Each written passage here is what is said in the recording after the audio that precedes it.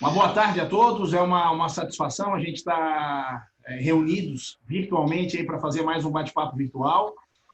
Eu venho sempre falando, antes de cada um desses bate-papos, nós, a partir do segundo semestre do ano passado, tivemos a ideia de, através dessa ferramenta, começar a fazer encontros para debater questões ligadas sempre ao mundo ambiental, do direito ambiental.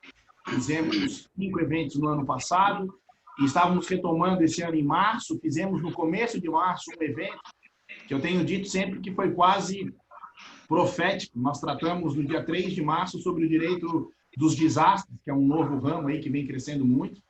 Nós tivemos no nosso país aí 2 acidentes de grandes proporções, Brumadinho e Mariana, que deixaram muito em evidência esse ramo do direito.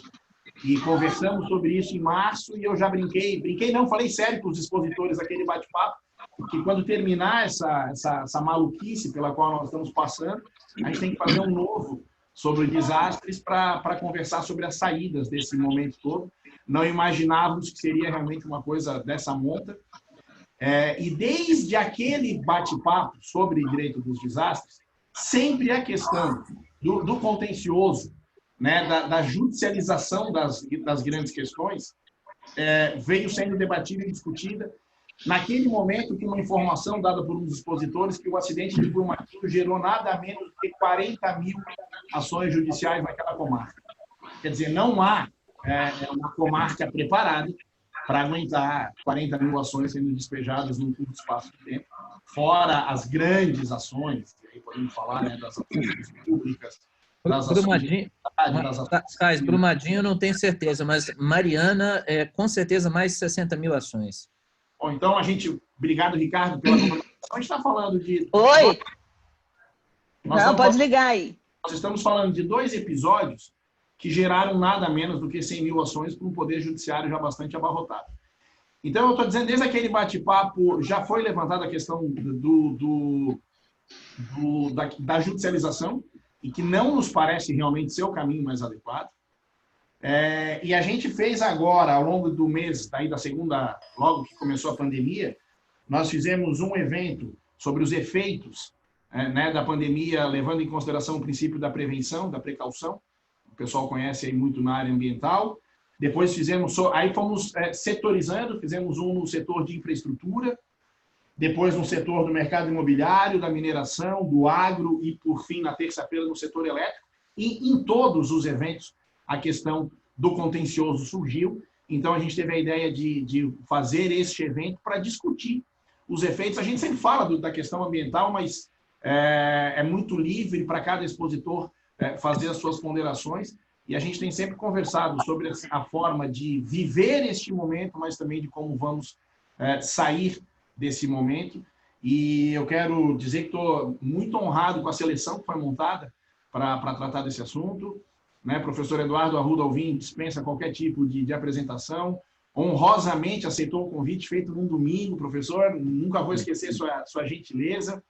Professor Eduardo Melo e Souza, esse eu chamo de professor com todas as vezes, que é meu professor, um dos grandes amigos que fiz na advocacia, conselheiro, mestre, e 40 vezes seguido paraninfo aqui, sendo professor de processo civil na Universidade Federal de Santa Catarina. Meu querido amigo Rodrigo Jorge Moraes já esteve conosco aí em outras vezes falando, fez até uma apresentação sobre a literatura nesse período de pandemia, foi talvez a que mais deu repercussão. Rodrigo, te agradeço. O Rodrigo já tem cobrado há muito tempo a publicação da tese de doutorado dele, que fala da produção antecipada de provas, já tem usado muito aqui, pegando na biblioteca da PUC, vai estar conosco. Bruno Campos Silva, tivemos junto no último evento da UBA, você fez uma palestra fenomenal, e foi na hora que a gente falou de processo, pensamos no teu nome, porque ainda ecoa aquela palestra que você fez lá conosco, meu caro. Ricardo Carneiro, um grande amigo que a advocacia ambiental deu e que é um dos grandes expoentes aí com seu escritório em Minas, em São Paulo, e que tem um contencioso na área ambiental muito forte. Acho que a gente anseia por ouvir como é que está esse contencioso da área ambiental também nesse momento. E não menos importante, meu querido colega de escritório, Pedro Rest, que está mestre no assunto, está no doutorado agora lá na USP e tem trabalhado muito aqui, e a gente tem debatido no escritório também todas essas questões. Quer dizer, uma seleção que a gente montou para tratar desse assunto. O evento está sendo gravado, a gente vai disponibilizá-lo no canal do YouTube, junto com os demais. Esses eventos que eu falei para vocês, a gente já teve mais de 1.000 pessoas assistindo ao vivo no Zoom e já mais de 1.500 acessos lá no YouTube. Quer dizer, são essas ferramentas que a gente vem usando. Muitos alunos, ex-alunos de vocês, mandaram mensagem dizendo que não iam conseguir estar ao vivo e já pedindo para que ainda hoje fosse disponibilizado no YouTube. Parabéns, vocês ainda geram inquietação em alunos de muitos anos atrás. E a gente vai fazer isso na sequência. E também sempre os apontamentos dos nossos bate-papos vão para o site, para o portal direitoambiental.com. Saúdo o Albenir aqui como bom gaúcho nos assistindo, tomando chimarrão.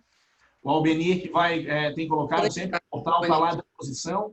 Se algum dos expositores também quiser transformar a sua palestra num breve artigo, 2, 3 folhas de Word com seus apontamentos, o site está sempre, o portal está à disposição.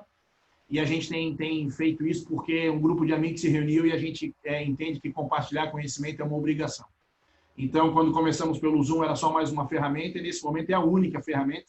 Então, que a gente possa aproveitar aí essa próxima hora. Cada um dos palestrantes poderia falar por esse tempo todo, mas a gente também sabe que os eventos na internet têm essa dinâmica toda diferente, ainda mais no momento que todos estão em casa. Então, a gente combina uma primeira fala rápida, algo aí na casa dos 10, 12 minutos, para que no final ainda possa fazer as suas considerações finais sobre as demais palestras.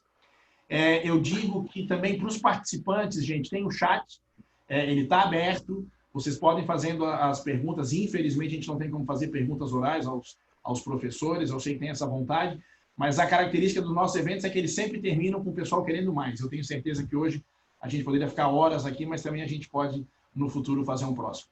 Agradecendo mais uma vez a presença de todos, eu passo de imediato a palavra ao professor Eduardo Arruda Alvim, agradecendo mais uma vez, professor, pela gentileza em aceitar o nosso convite e poder dividir conosco aí um pouco da sua muita experiência. Obrigado mais uma vez, senhor. Se puder habilitar a câmera para a gente lhe ver também enquanto fala, e aí eu já passo a palavra para o senhor. Muito obrigado, professor. Muito bem, olha, é um prazer muito grande estar aqui com os colegas. E eu procurei, na verdade, eu não pretendo fazer uma exposição, eu pretendo, na verdade, suscitar um problema, que é um problema que está ocorrendo hoje, né? É um problema que está ocorrendo hoje por conta dessa situação que nós vivemos, e expor, assim, as minhas breves considerações a propósito do tema, sem absolutamente pretender exaurir, até porque eu reputo um tema extremamente polêmico. E o foco dessa minha conversa diz respeito exatamente àquilo que você acabou de expor, que é o problema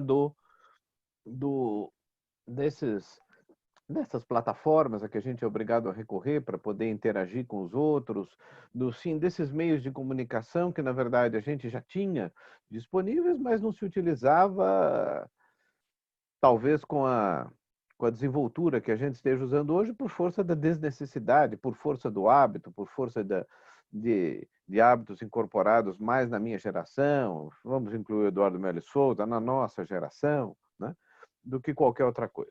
O grande problema, né, e esse é um problema real, é que essa utilização desses meios de comunicação, dessas plataformas digitais e tudo mais, acabou levando, como não poderia deixar de ser, a uma sobrecarga do sistema, né?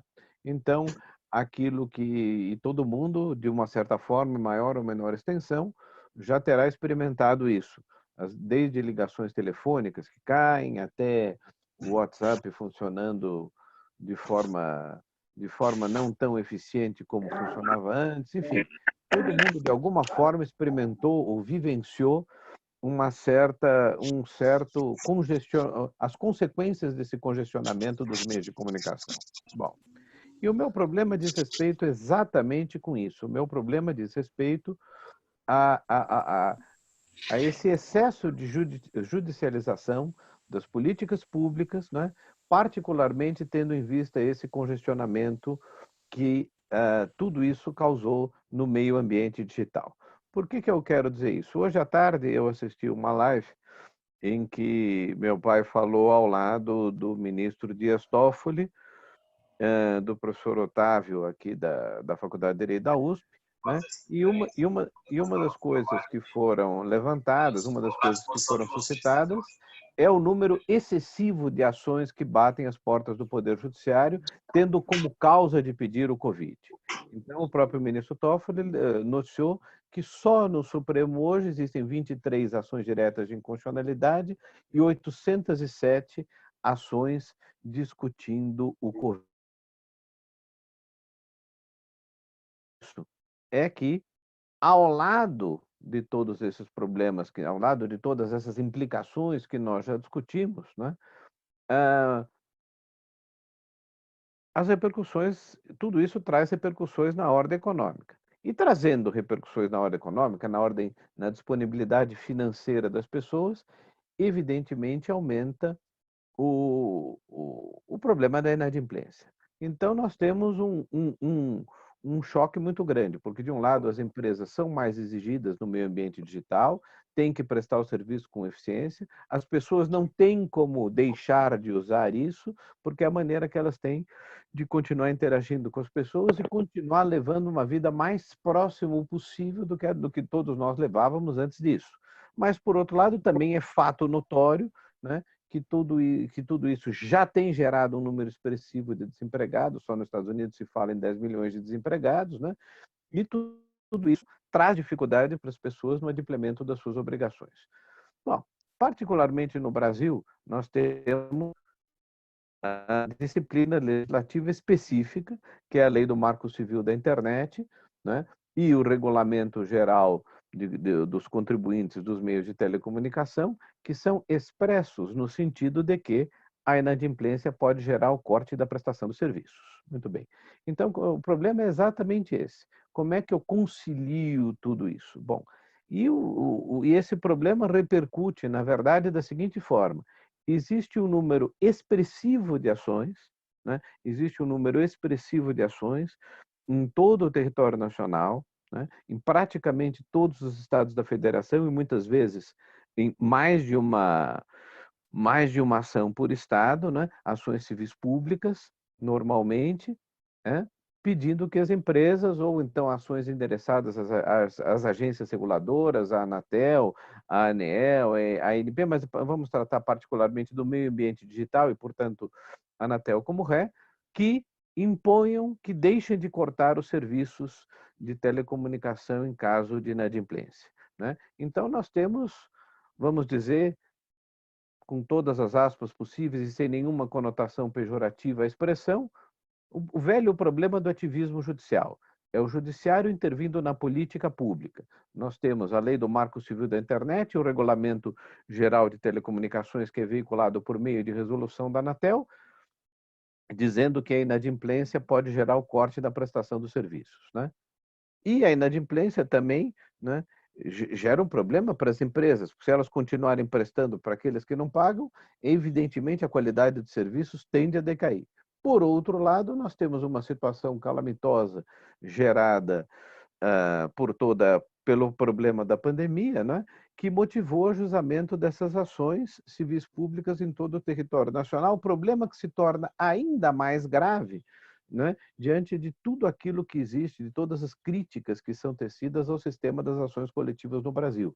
A partir do momento em que o STJ decidiu e firmou a orientação, hoje eu acho que pode dizer que ele tenha firmado a orientação de que as ações versando direito individuais homogêneos, as decisões valem para todo o país, né? Então, nós temos um juiz daqui dando abrangência nacional, um juiz de outro lugar dando abrangência nacional, decisões muitas vezes colidentes, né? Então, todo esse problema resta agravado, ou resta, vamos dizer, exacerbado, justamente em razão dessa deficiência que todos conhecem e muitos criticam do sistema das ações coletivas, principalmente porque, né, uma coisa é a ação coletiva ajudada pelo Ministério Público, outras vezes as associações das quais não se exige muita coisa para ajuizar a ação civil pública não têm representatividade adequada e entram com a ação e obtêm liminares e assim por diante. Então, o grande problema e é isso que eu instigo os colegas ao debate, é saber como deve reagir o Poder Judiciário diante disso. Quer dizer, como deve reagir o Poder Judiciário? Deve reagir de forma ativista, se é que os colegas concordam que isso seria ativismo, intervindo nas políticas públicas, né? E agindo contra a letra expressa da lei diante da situação que nós vivemos, o artigo 7º, inciso 4º da Lei do Marco Civil da Internet, e permitindo ou ensejando a possibilidade de corte, ou deve respeitar a lei, né?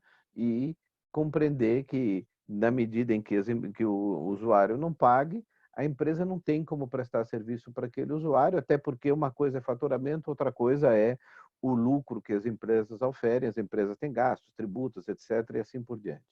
Então, como eu disse no início da minha fala, eu não tenho propriamente uma exposição para fazer, eu tenho sim dúvidas, né? Esse é um problema que existe hoje. O ministro Barroso tem um recurso extraordinário famoso, onde ele defende o ativismo bom.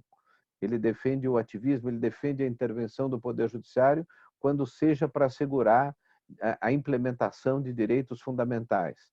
Qual seria a posição correta do Poder Judiciário diante desse eventual ou possível, ou até provável colapso do meio ambiente digital, se permitir ou se determinar por decisão judicial que os serviços continuem sendo prestados mesmo em caso de inadimplência? Note que a grande maioria dessas ações, eu já caminho para o fim da fala, né? Note que a grande maioria dessas ações não faz nenhuma espécie de distinção dos consumidores que seriam eventualmente beneficiados com a decisão que não permite cortar os inadimplentes. Muito pelo contrário, elas dizem que o inadimplente não pode ser cortado em razão do colapso criado pela pandemia e ponto final. Então, essa é a minha dúvida, é um problema que aflige a todos nós, que diz respeito ao meio ambiente digital, do qual nós nos servimos constantemente, estamos nos servindo agora, né? E eu gostaria muito também de ouvir, então, a opinião dos colegas a esse propósito. Eu acho que essa minha fala inicial está terminada, Sainz. Professor, muito obrigado. Eu confesso que lhe ouvi dizendo que tem dúvidas sobre o assunto. Faz muito bem para todos nós, que eu não me sinto mais mal tendo tantas dúvidas também, né? Se o senhor tem dúvidas, a gente pode tê-las também. E acho que esses tempos estava conversando com uma pessoa de fora do Brasil e ele fez essa pergunta que beira singeleza, mas é extremamente relevante. Por que qualquer juiz federal pode parar qualquer coisa no teu país? Né? São questões que a gente, às vezes, precisa ser alertado por alguém de fora. E quando o professor fala de ativismo judicial e quem milita na área ambiental encara isso, eu já ouvi várias, não foi nenhuma nem duas vezes. Nós temos varas especializadas ambientais. Quando a gente alega alguma questão do CPC, o juiz diz: estamos tratando de meio ambiente, deixa o CPC de lado. Quando o juiz não tem mais a vergonha de dizer isso, o professor Eduardo Melo sabe até quem foi que falou isso, qual juiz. Quando ele não tem vergonha de uma audiência, era uma audiência aberta à população com 100 pessoas, de dizer isso, realmente começa a ficar complicado. E essa semana circulou em todos os grupos aí de direito ambiental um acordo da lavra de um ministro do STJ, um julgamento ocorrido há mais de 3 anos atrás, dizendo que não tem bis in idem com a atuação do órgão federal, do órgão municipal, do órgão estadual. Quer dizer, são questões que realmente nos deixam também assustados e com dúvidas sobre o ativismo judicial. E passando a palavra já para o professor Eduardo Melo, o professor Rudolvinho tocou num ponto muito importante, a representatividade adequada, né, das organizações não governamentais. É um assunto muito maltratado aqui no nosso país e que abre possibilidade para uma infinidade de utilizações não das mais adequadas do Poder Judiciário. Professora Rudolvinho, muito obrigado pela sua brilhante exposição, abrindo os nossos trabalhos. E eu, de imediato, agradecendo mais uma vez a aceitação, passo a palavra ao Eduardo, meu querido amigo e mestre, professor Eduardo Melo de Souza. Obrigado, Marcos. Quero fazer aqui um agradecimento a você, muito pessoal, por esse convite. Quero fazer aqui um cumprimento muito afetuoso, muito carinhoso ao Eduardo Rudolvinho. Que bom, que é sempre uma felicidade, é sempre uma boa provocação, é sempre algo que nos anima a pensar. Isso, para mim, é muito bom. Quero cumprimentar os meus demais colegas do debate, Pedro, quero cumprimentar Ricardo Carneiro, não o conhecia, estou vendo o Ricardo Carneiro, que me foi, entre aspas, apresentado pelo Marcos.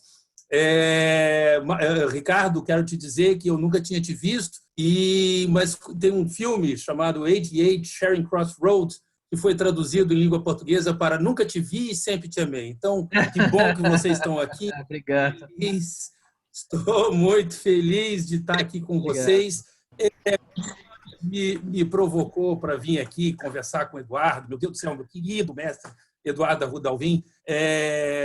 Eu falei assim, meu Deus do céu, a gente fala já, cansei de falar sobre tutela provisória, já cansei de falar de estrutura do CPC para advocacia, e quando o Marcos me disse que eu estaria cercado de ambientalistas, eu falei assim, não, vou falar sobre uma coisa em processo que é particularmente sensível para os ambientalistas, que é prova. Não há nada mais mal regulado, mais mal ensinado e mais mal trabalhado do que a prova dentro do processo civil. Né? A gente, desde muito cedo, nas faculdades de Direito, a gente vai para um escritório modelo, um professor do escritório modelo diz, isso é prova, e que aquilo ali também é prova, e isso aqui. Não, isso não é prova. Onde é que ele tirou isso? Não sei. Então, o que acontece? A gente tem um enorme subjetivismo, né, gerando prova. Só eu e o Eduardo Arruda Alvim vamos lembrar disso, mas eu me lembro, eu muito pequenininho, Eduardo Arruda Alvim nem tão pequenininho assim, eu me lembro do caso Lacerda, por exemplo, ex-governador do estado do Rio de Janeiro, numa dos seus tsunamis verbais contra alguém, e ele dizendo, querendo provar corrupção, e ele falava assim, está aqui a prova da corrupção do fulano de tal. E aí o que acontecia? O Samuel Weiner, na última hora, publicava lá uma foto, Lacerda prova a corrupção do fulano de tal. E aquilo ali era a carteira de identidade da mãe dele. Então, observem vocês que o nosso contato com a prova, ele vem de com subjetivismo, digamos assim, na abordagem da prova, ele vem de longuíssima data. Todo mundo acha que tudo é prova. Eu tenho clientes que chegam para mim, Eduardo, isso aqui é prova cabal. Eu falei assim, quem é que te ensinou essa palavra? Entendeu? Você não entende direito dessa questão da prova para ser cabal ou não. Por quê? Porque para todo mundo, tudo que ajuda é cabal. E aí eu resolvi conversar rapidamente, o Marcos disse que eu tenho 10 minutinhos aqui só para provocar, eu resolvi provocar um pouquinho sobre a necessidade da gente estabelecer parâmetros mínimos de uma hierarquização. Por quê? Porque em direito ambiental, prova é submetida a 3 tipos de ótica: a fé, a ideologia e o solipsismo. Então, o magistrado, ou ele tem uma fé, uma religião sobre aquele entendimento, e aí ele vai pensar provas, vai pensar elementos de provas, vai construir, ele não vai julgar, ele vai advogar, ele vai construir uma tese, ao invés de fazer uma construção de consenso, ao invés de explicar por que ele não gosta de uma prova e explicar por que ele gosta de outra prova, ele vai apenas pensar as que ele gosta e formar a sua fé, ou a sua ideologia, ou, e eu vi até ministro do STJ, não, isso já aconteceu comigo. Solipsismo, né? Experiências pessoais. E isso vira prova. Então, o que é prova na cabeça do advogado médio comum e do juiz médio comum, claro, com suas louváveis exceções, dentro da análise ambiental? Qualquer coisa que eles digam, que o juiz diga que é. Acabou. Isso é que é prova. Tá? Parafraseando Hart lá, né? Prova é aquilo que o juiz diz que é. Se ele disser que não é prova. Então, senhores, as pessoas, para poder compreender essa objetivação, é preciso que a gente vá num artigo da Ada, lá no Processo de Evolução, um compêndio de artigos que ela escreveu na década de 90, onde ela extrai o direito à prova no nível constitucional de uma palavrinha no artigo 5º, onde ela fala assim: aos litigantes em processo judicial e administrativo, isso interessa muito ao direito ambiental, será assegurado o contraditório e ampla defesa. Por trás dessa palavrinha contraditório é o preceito constitucional que a gente encontra a teoria da prova. E ela recai no Código de Processo Civil com princípios informativos que sustentam esse princípio fundamental da prova, que é o que convalida uma prova só é válida se sobre ela recai contraditório, né? Os princípios, digamos assim, que informam esse princípio maior constitucional, que é no artigo 370 e 371, que é o princípio inquisitivo, e o princípio mais mal interpretado da história do universo, que é o princípio da livre disposição, do livre convencimento motivado, artigo 371. Então, esse triunvirato contraditório, princípio inquisitivo e princípio da livre convicção, da livre convicção, da livre convicção, motivados, essa palavra final é sempre esquecida, motivados, a palavra final é sempre esquecida, né? Essa situação ela é digamos assim, a base teórica para a gente começar a tentar montar, não apenas recurso especial e recurso extraordinário, mas para a gente começar a montar uma objetivização. Por que eu estou dizendo isso? As pessoas não sabem ao certo o que é prova, né? Eu mesmo fui descobrir uma definição razoável para a prova quando eu fui ler o Carnelucci ali na Prova Cívil, que é um livro clássico dele, e ele diz assim: prova é uma demonstração integral de um fato pretérito, né? Na sua inteireza, enquanto tempo, meio e modo. Então, eu preciso, para eu poder até definir o que eu vou colocar na minha petição inicial, eu preciso demonstrar tridimensionalmente tempo, meio e modo, entendeu? Um fato pretérito que aconteceu, um dano ambiental, um vazamento de óleo, uma barreira que estoura, e assim por diante. Eu preciso estabelecer elementos de construção, de convicção, provas, para poder explicar aquele fato pretérito, né? E muito pouca gente estudou isso, né? José Carlos Barbosa Moreira, eu tive a honra de conversar muito com ele sobre isso. Na década de 90, a gente visitava sebos quando a gente ia dar palestra em Curitiba e tudo mais. Curitiba ainda tinha muitos sebos, aliás, ainda existiam sebos no Brasil, e ele dizia daquele jeito dele: Eduardo, eu estou estudando prova porque prova me interessa pacas. Por quê? Porque ela é a base da convicção do magistrado, né? Então, como é que a gente estabelece essa organização, para encerrar a minha provocação aqui? Como é que a gente estabelece essa hierarquia? Prova, no sentido carneluciano da palavra, é muito rara, né?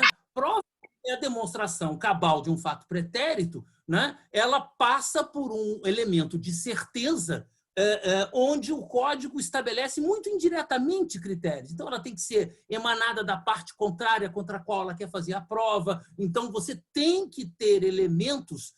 O artigo 444, por exemplo, trata disso no Código de Processo Civil. Por isso que eu falo, o Código de Processo Civil tangencia, a prova é muito mal regulada, ele apenas tangencia esses critérios objetivos, mas estão lá para quem veja com olhos de quem quer ver. E aí, o que nós temos? Prova, né, como se fosse um termômetro, como se fosse uma hierarquia. Prova é muito raro. O que a gente lida? Nós lidamos com um andar intermediário, que é o chamado começo de prova. Também está lá no artigo 444. Né? Você pode complementar uma prova documental com uma prova testemunhal. Por quê? Porque prova é tridimensional, tempo, meio e modo. Eu posso ter uma testemunha que tem o tempo, tem um documento que tem o meio e tem uma perícia que vai estabelecer o modo. Então, esse somatório de três começos de prova me geram uma prova. Mas eles não são, por si só, uma prova no sentido direto, como Mittermeier, como Malatesta falam isso. O doutor Eduardo, o professor Eduardo Rudolvin está me olhando torto porque eu estou falando de Malatesta e Mittermeier, que são do processo penal, não são do processo civil. Mas, de qualquer forma, nós compreendemos que o começo de prova é aquilo que a gente mais frequentemente tropeça e se encontra para poder montar uma tese. Prova é muito raro. Eu lidei com prova, aquela cabal, tridimensional, tempo, meio e modo, que demonstra a culpa da parte contrária. Acho que eu lidei isso em 35 anos de advocacia 4 ou 5 vezes. Entendeu? E abaixo disso nós temos o chamado indício probatório, né? Em tempos de delação premiada, né? Eu vejo muita gente, isso é prova. Não, senhores, isso não é nem prova, nem começo de prova, que é o que a gente lida mais, entendeu? É apenas um caminho de instrução. É isso que é o indício probatório. Agora, se vocês me perguntarem, Eduardo, algum juiz já hierarquizou na sentença o que era prova, o que era começo de prova, para poder objetivizar, para você poder fazer o recurso? Não. O que a gente encontra é muita fé salvo, né? Salvo poucas e louváveis exceções, fé, ideologia e muito solipsismo. Né? E ainda mais com essa competência territorial das ações coletivas, um queridíssimo amigo desembargador, ex-presidente do tribunal aqui, me dizia que a competência territorial em ação coletiva ela não é ilimitada, ela abrange todo o sistema solar. Então, vocês imaginem, né, a situação que se apresenta dentro dessa ideologia, dentro dessa falta de hierarquização, a problemática que se cria para se tentar dizer claramente, entendeu, a quem pertence um direito dentro dessa análise. Era essa a minha ponderação. Marquinhos, a gente fica aqui para o debate e eu fico aqui, então, à disposição de vocês. Muito obrigado, hein?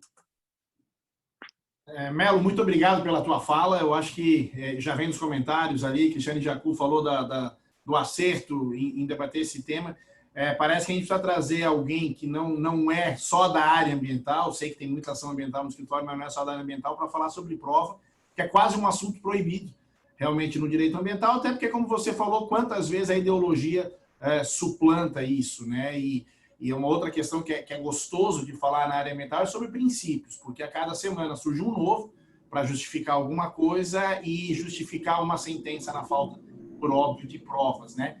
Então, é um assunto... Você quer complementar? Não, não há nada que tenha me assustado tanto quanto a primeira vez que alguém fundamentou uma decisão contra um cliente meu com base no princípio da precaução.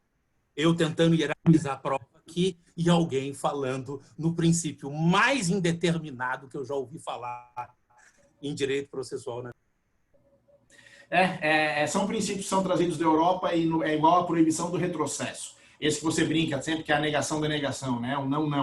Então, é o princípio da proibição do retrocesso que a gente, graças que a gente teve um julgamento adequado nas ações diretas de constitucionalidade e propostas em face do Código Florestal de 2012, onde o Supremo disse não é o que o Ministério Público está defendendo. E quando você olha, até Canutilho voltou atrás quando a Europa passou por crise.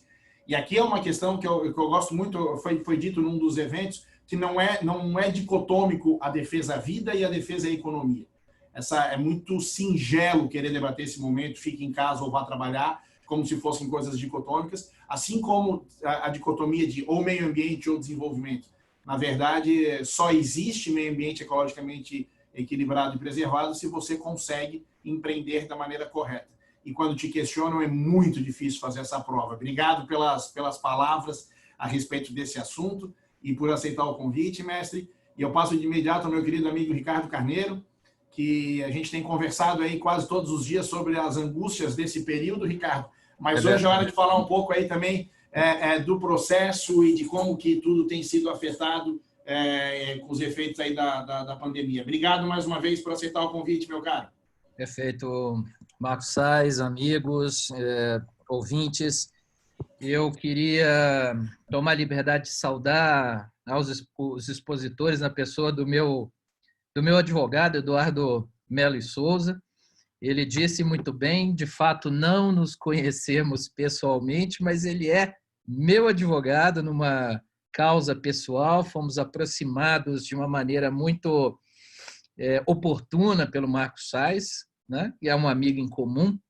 E nessas horas, Eduardo, mesmo sendo advogado, é que se percebe a importância de ter um advogado, da tranquilidade que um bom advogado, um advogado combativo, um advogado com a sua consistência e inteligência proporciona ao seu cliente. Posso dizer isso com absoluta tranquilidade, sendo seu cliente, apesar de distantes aí,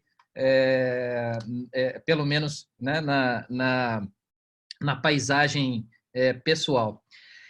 Pessoal, o tempo expositivo é curto, eu já tive a oportunidade de participar de outros desses debates virtuais, não tenho a virtude da concisão e gostaria, sinceramente, de aqui participar mais como ouvinte, aprendendo com os colegas, né, pelo seu brilhantismo acadêmico, pelo brilhantismo profissional desses que dividem comigo esse painel. De outros bate-papos, webinars, esse é o nome que pomposo que se vem dando, né? Tive a oportunidade de participar sob a coordenação do amigo Sais e também do grande amigo Albenir Cherubini. Tenho dito que a pandemia do coronavírus vai, aos poucos, levando ao limite, ao extremo, o nosso já tão combalido e muito mal organizado federalismo. Pior mesmo é perceber, nada obstante o discurso oficial das autoridades constituídas, o processo de tensionamento, desgaste e de geração de atritos crescentes entre os poderes. Não foi com pouco espanto que vimos durante o curso dessa semana ministros da Suprema Corte Brasileira manifestarem-se de público ou a público expressamente no sentido de pedirem ou imporem a permanência do ministro da Saúde, sob pena de, e para bom entendedor o pingo é letra, né, de decisões outras serem tomadas no sentido de inibir qualquer faculdade do Poder Executivo de coordenar, de gerir e administrar essa crise. Em tempos em que não se acredita mais na política como forma de gestão das escolhas sociais, mais uma vez percebe-se que essa sociedade, e a sociedade brasileira é uma sociedade plural, diversa e cada vez mais se organiza de forma heterogênea, mais uma vez recorre à jurisdição para que os juízes, no lugar dos políticos, tomem as decisões que atendam aos interesses desses diversos e, às vezes, inconciliáveis grupos de interesse. Eu tenho visto, nas 2 últimas semanas, com grande espanto, o uso, mais uma vez, exacerbado dos instrumentos de tutela coletiva, com o objetivo de impor comportamentos ou obtenção de tutela mandamental destinada à imposição de obrigações de fazer ou não fazer agentes públicos e agentes privados. Pasmem todos, mas aqui não falo qualquer tipo de novidade. Tem sido comum o uso anômalo da ação popular, aquela prevista na Constituição brasileira, delimitada por uma lei já antiga, de 1965, Lei 4.717, e pelo que dela apreendi, destinada à nulificação, à desconstituição, à anulação de ato lesivo a uma série de bens e valores jurídicos, como a moralidade pública, o patrimônio público, o meio ambiente. Mas, apesar disso, tenho visto uma certa parcimônia de juízes de aceitarem o uso da ação popular com pleitos indenizatórios, com pedidos de caráter mandamental, chegaram a ingressar com uma ação popular no sentido de responsabilizar a República Popular da China pelas consequências da pandemia. Tenho visto nos estados de Minas Gerais, Goiás e Bahia, nos últimos dias, a tentativa por ação popular de impedir a continuidade da operação de empreendimentos minerários, o que também faz, em grande medida, o Ministério Público do Trabalho, com recurso à ação civil pública perante a Justiça do Trabalho, querendo, por lá, discutir esse conceito que já começa a ficar indeterminável, de difícil compreensão, que é a essencialidade de uma ou de outra atividade. O que é atividade essencial? Tema, inclusive, que discutimos recentemente, também sob coordenação de Sais e Albenir, né, num painel especificamente dedicado às atividades de mineração nesse contexto de crise que temos assistido. Ainda hoje me deparei com uma ação civil pública ajuizada pelo PDT contra a pessoa do presidente da República perante a Justiça Federal de Brasília, Distrito Federal, objetivando obter tutela mandamental que proíba o chefe do Executivo de incitar manifestações populares nas ruas. Agora há pouco li a decisão do ministro Alexandre de Moraes na DPF 672, essa que vem sendo propalada aí, com grande alarde pelos meios de comunicação, promovida pelo Conselho Federal da OAB, contra a minha vontade, quero crer que contra a vontade da maior parte dos advogados que aqui comparecem a esse evento. Eu, pelo menos, não me sinto representado pelo Conselho Federal, ao menos no ingresso dessa ADPF, que me parece totalmente absurda, e tem como pleito de tutela cautelar o impedimento ou o mandamento para que o presidente seja impedido, seja tolhido em praticar qualquer ato contrário às políticas de isolamento social. Aliás, vi a defesa promovida pela Advocacia Geral da União, dizendo, inclusive, que a ADPF, neste caso, seria incabível, uma vez que os pedidos são peculiares, são próprios da tutela mandamental, incita a ação civil pública. Mas o tema que é o tema de fundo do nosso painel é a matéria ambiental, é o direito ambiental.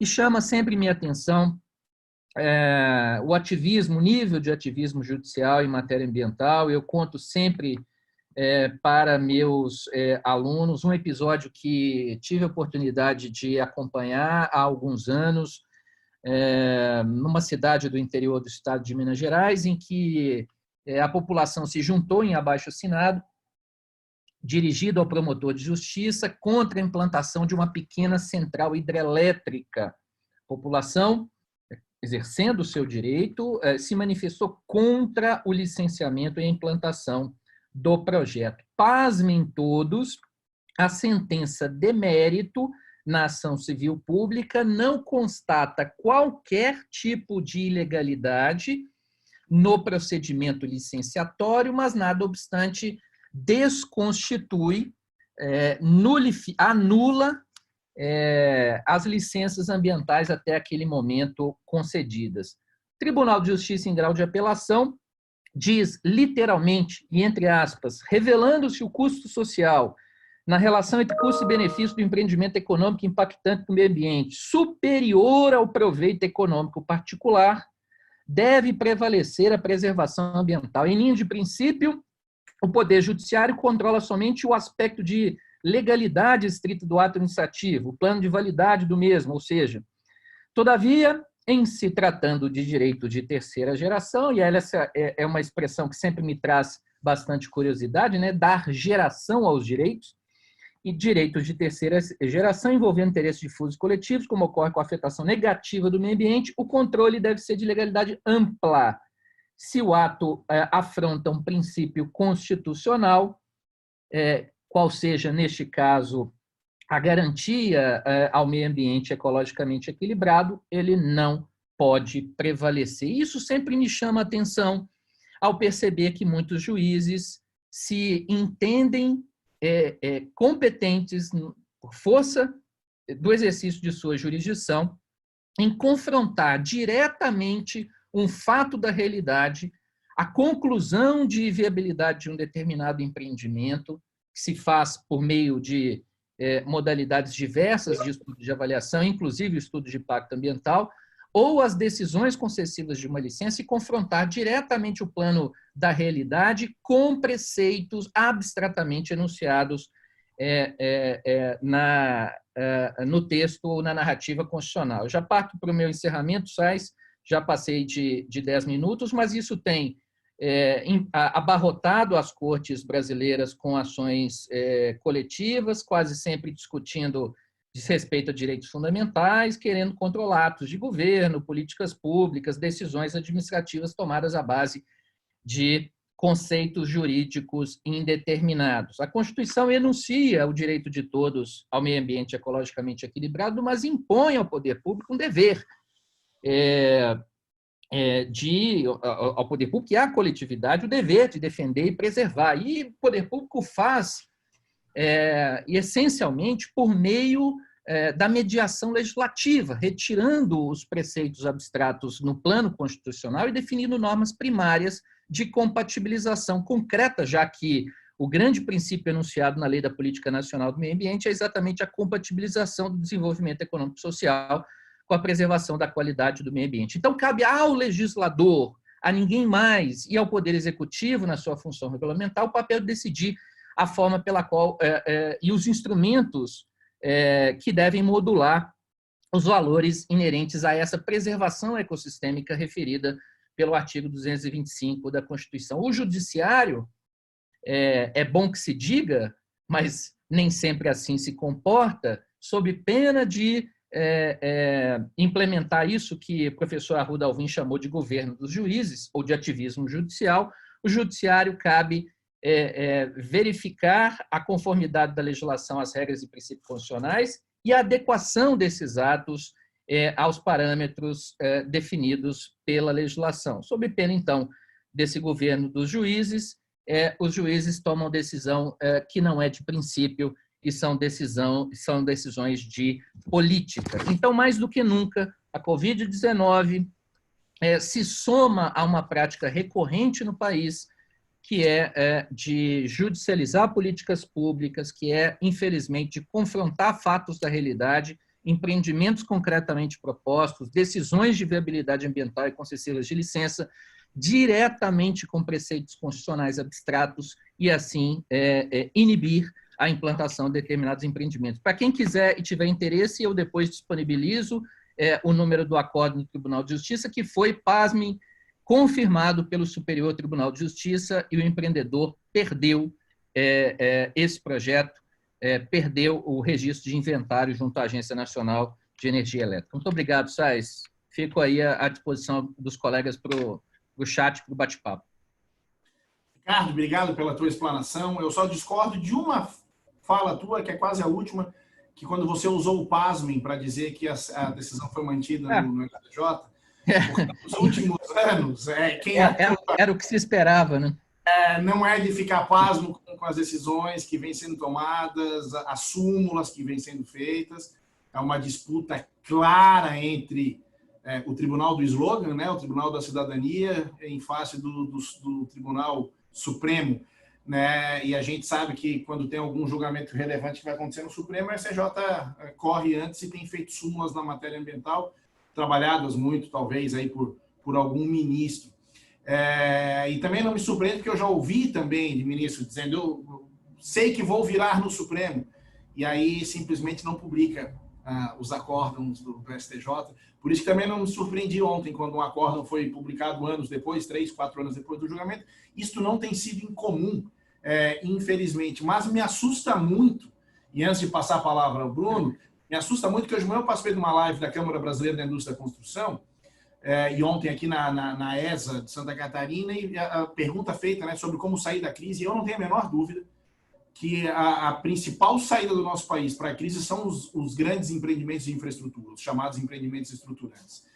Continua tendo um amplo interesse de se despejar dinheiro no país para esses empreendimentos. Estou falando de saneamento, de ferrovia, de rodovia, de portos, de hidrovias, de aeroportos, que tem, e eu não sei se o Enio está aqui com a gente, eu vi que ele entrou, o Enio, que é superintendente do IBAMA em Minas, participou na terça-feira com a gente e falava dos bilhões represados para investimento em infraestrutura nos órgãos ambientais.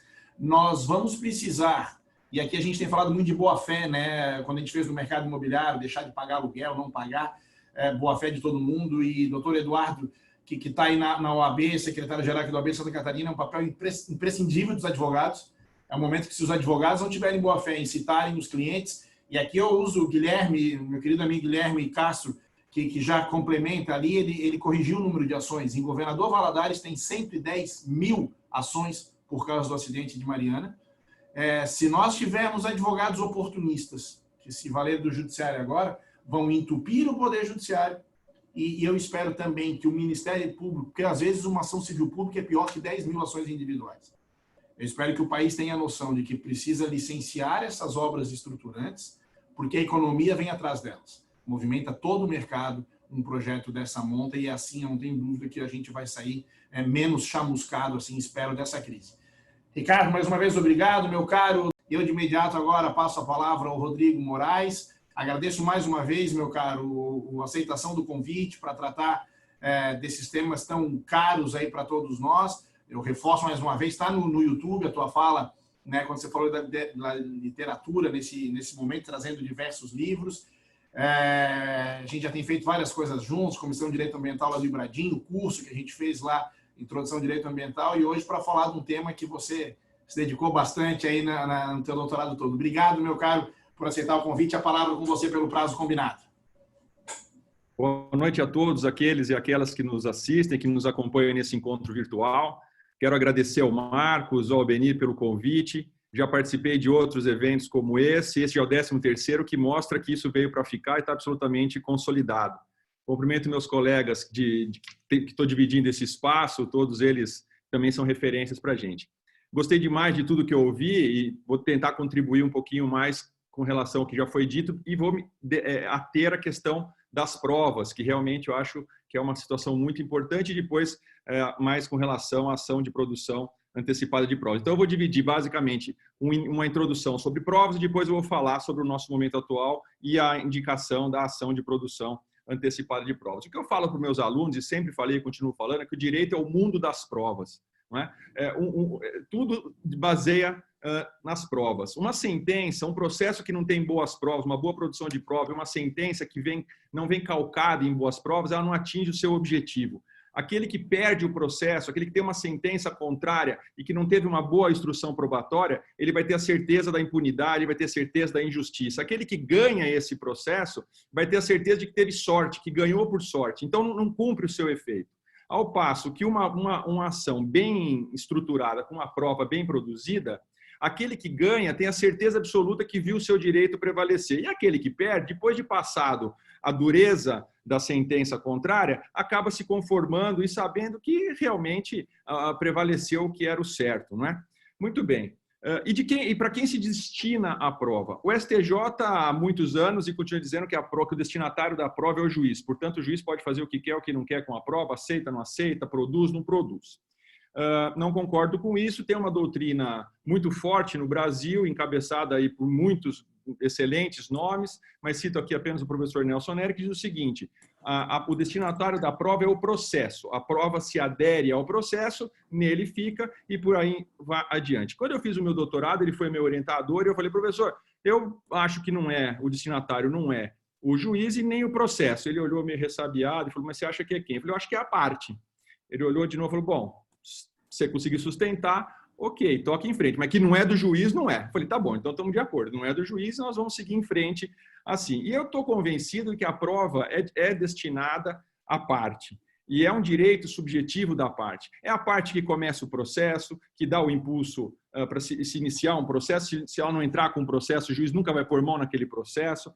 É ele que está sujeito aos ônus e bônus do processo, é a parte que sofre os ônus e os bônus do processo, que dá início ao processo, que traça as estratégias processuais, que promove transação, que reconhece o pedido, que faz a confissão, que pode se transformar numa parte revel, ou seja, tudo gira em torno da parte. Então, a prova diz respeito à parte. Ela é que vivencia aquela determinada situação e que está sabendo se aquilo é ou não necessário para ela.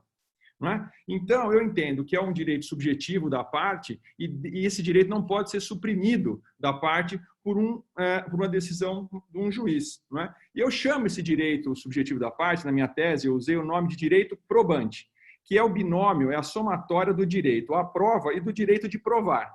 Quem disse isso foi o professor Yarshon, não fui eu. Eu só fiz a somatória desses dois e coloquei, e aí eu desenvolvo, e aí teria que ter mais um tempo para discutir sobre isso e poder explicar o que eu acabei encontrando. Mas, enfim, é um direito probante que não pode ser subtraído da parte num processo judicial. E tanto é verdade que o artigo 370 do Código de Processo Civil fala o seguinte: cabe ao juiz, de ofício ou a requerimento da parte, determinar as provas necessárias ao julgamento do mérito.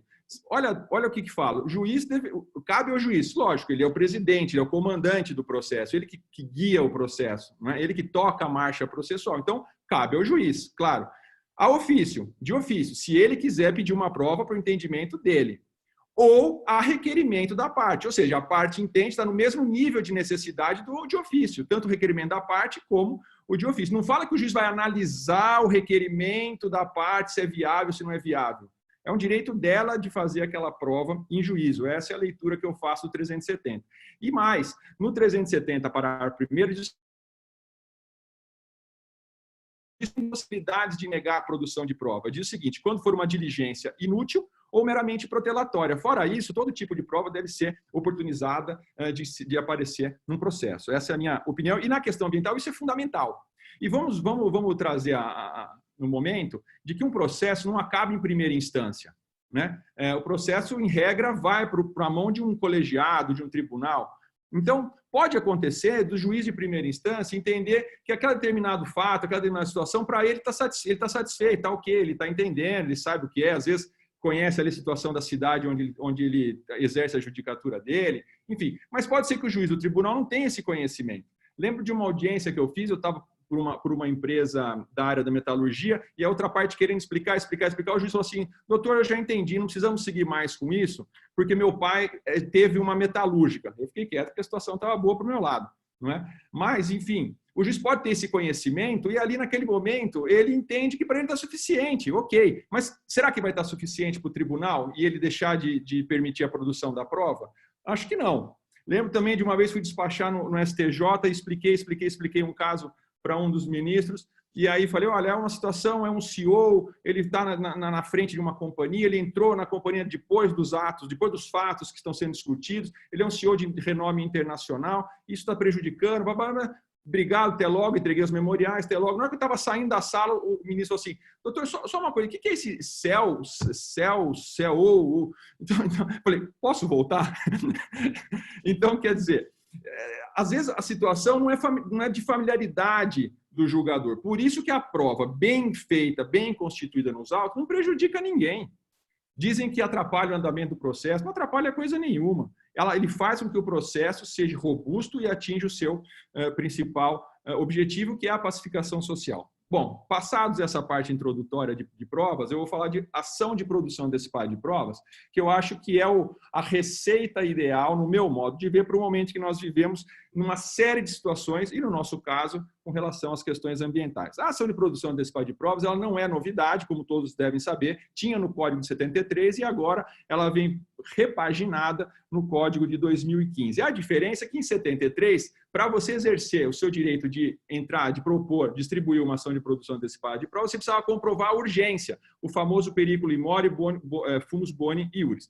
No 2015, no Código, manteve essa possibilidade, essa hipótese, melhor dizendo, no inciso 1º, e acrescentou outros 2 incisos. E aí é que tem a grande alteração e contribuição do Código de Processo para o nosso ordenamento. Ele diz o seguinte: no inciso 2º, quando a prova puder gerar autocomposição das partes. E o inciso 3º do artigo 381 fala o seguinte: quando a prova puder servir ou evitar para o ajuizamento de ação. Então, a prova não é da parte? Se eu posso provar para fazer uma autocomposição ou para se eu vou decidir se eu vou entrar com uma ação ou não, eu não tenho dúvida nenhuma, principalmente agora, depois de 2015, que o destinatário da prova é a parte e não cabe a ninguém negar esse direito probante para os envolvidos naquela determinada situação.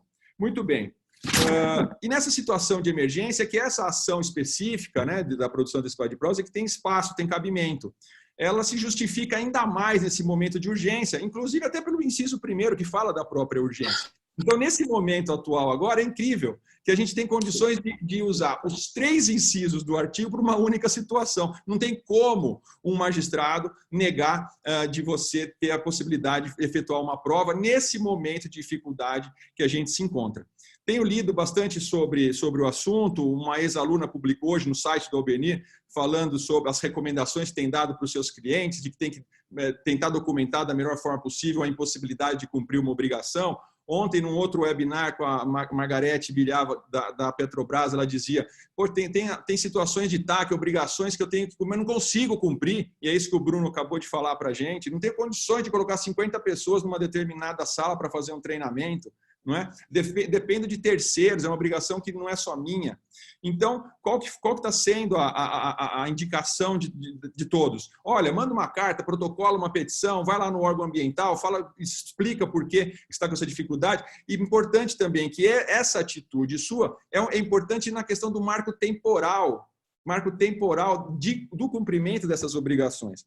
E aí eu dou um passo adiante, É aí que eu sugiro a produção antecipada de provas. Nessas situações de um TAC que você não consegue cumprir as obrigações,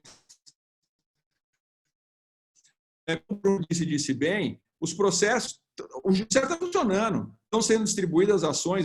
Um cliente nosso, essa semana, recebeu uma ação civil pública com liminar para cumprir. Então, as coisas estão acontecendo. Tem o limite lá do 30 de abril, mas as coisas estão acontecendo. Então, a produção antecipada de provas, nesse momento, ela é importante para assegurar a prova, não é? Para ter um marco temporal das suas obrigações e garantir a sua situação como litigante naquela determinada ação, ou de forma incidental ou de forma antecedente. Não tem problema nenhum, cabe em todas as situações. Eu teria vários exemplos para dizer para vocês aqui sobre a produção antecipada de provas, exemplos práticos da nosso direito ambiental, mas eu vou deixar para a hora do debate, aí eu trago aqui essas situações. E essa questão da imediatalidade, né, de você entrar nesse momento com a ação, é importante, porque tem uma jurisprudência forte, principalmente aqui no Tribunal de São Paulo. Hoje mesmo li um acordo de uma das concessionárias de uma rodovia contra a CETESB, contra uma empresa loteadora.